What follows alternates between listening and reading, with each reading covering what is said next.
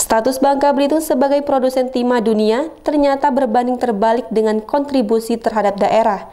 Bagaimana tidak, setelah 700 tahun lebih dieksploitasi, komoditas timah ternyata bukan menjadi penyumbang terbesar bagi pendapatan asli daerah atau PAD Bangka Belitung.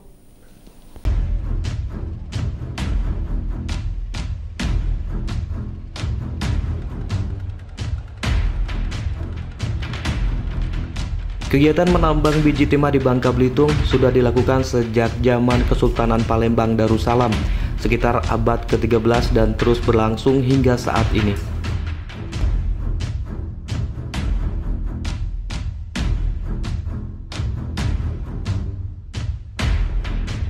Dalam perkembangannya, timah Bangka Belitung telah menguasai 70% pasokan timah di pasar dunia.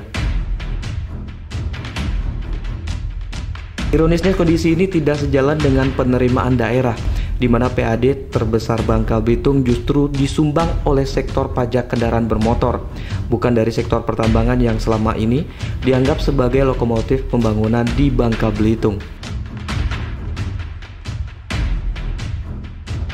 Bahkan menurut Gubernur Bangka Belitung Erzaldi Rosman, sektor pertambangan sama sekali tidak bisa diharapkan karena kecilnya royalti timah yang hanya sebesar 3%.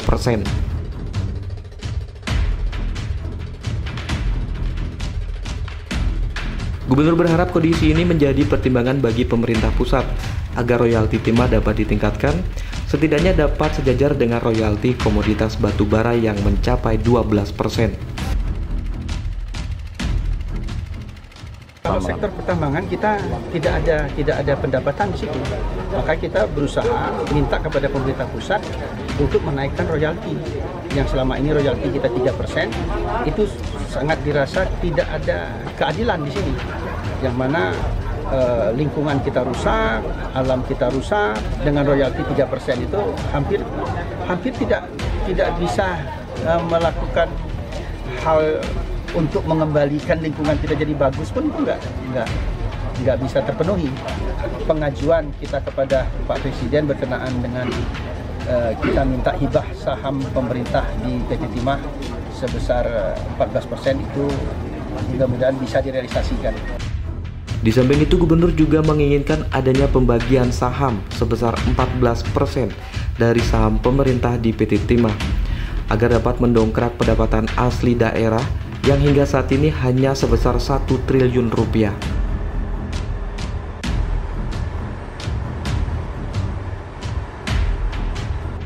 Dari Pangkal Pinang, Bangka Belitung, Haryanto, iNews melaporkan.